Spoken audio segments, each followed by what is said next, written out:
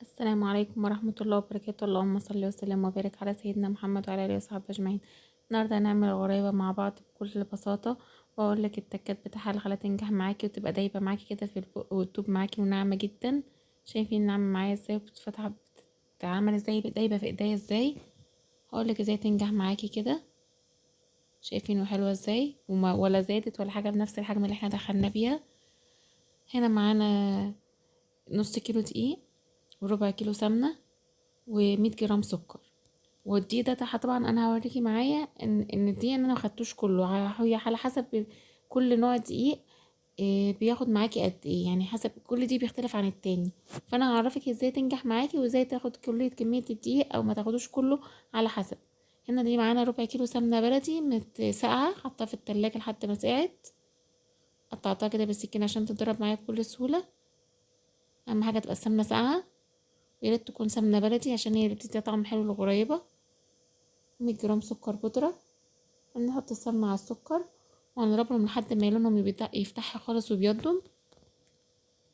شايفين كده فتحت معانا ازاي. نفضل نضرب فيها لحد ما لونها يفتحها خالص. الغريبة هي بس 3 مكونات، سمنة ودقيق وسكر بس، منحطش اي اضافات تانية. هنا بقى لونها كريمي خالص اهيت. هنزل بقى بالدقيق، مش هنزل بكل كمية الدقيق مرة واحدة، يعني انا وزنه نص كيلو دقيق بس مش هنزل بيه مرة واحدة. انا حطيت حوالي 400 جرام واقلبها، اضربها بقى بالمضرب كده حلوة بس بيها حلو. هختبر واحدة بقى في الفرن، هشوف هتبقى مظبوطة معايا ولا هتفرش ولا هتشقق ولا هتبقى ايه ولا تطلع زي ما هي. هختبرها بقى في الفرن. هنا بقول لكم ان انا كان لسه فاضل معايا 100 جرام دقيق، 98 جرام اهمت ما كنتش حطيتهم. انا لما حطيتها في الفرن لقيتها شققت معايا، فلما تشقق معايا يعني كده لسه محتاجة شوية دقيق، فزودتها تاني دقيق. هي ما فرشتش بس شققت يعني محتاجة لسه شوية دقيق، فزودت تاني شوية دقيق.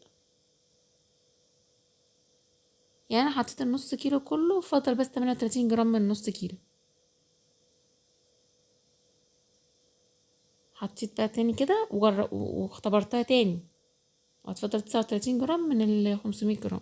انا كنت اختبرتها تاني بعد ما حطيت الدقيق المره التانية، اختبرتها تاني لقيتها مظبوطه، طلعت بحجمها وبشكلها وبكل حاجه.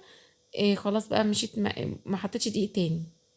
هنا بقى نكورها كور صغيره كده خالص، ونكون مجهزين الفرن على درجه حراره 140.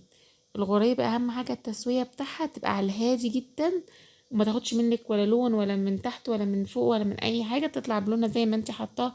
بيضة تطلع بيضة زي ما هي. ونحط بقى فوق بندق او لوز او اي عين جمل، اي حاجة انت عايزة تحطيها. انا خلصت كل الكمية كورتها اهي. اهم حاجة التسوية معانا على درجة حرارة 140، وبتاخد معاكي حوالي تلت ساعة. وبتطلعي واحدة بتسيبيها بره في الهوا كده مفيش دقيقة، تكسريها معاكي تلاقي كسرت نشفت واتكسرت كده بكل سهولة، يبقى كده خلاص استوت. شايفين طالعة عاملة ازاي، بيضة وبلونها وبكل حاجة، لونها ما اتغيرش. يعني متنسوش اللايك والاشتراك في القناة وتفعيل الجرس عشان يوصلكوا كل جديد.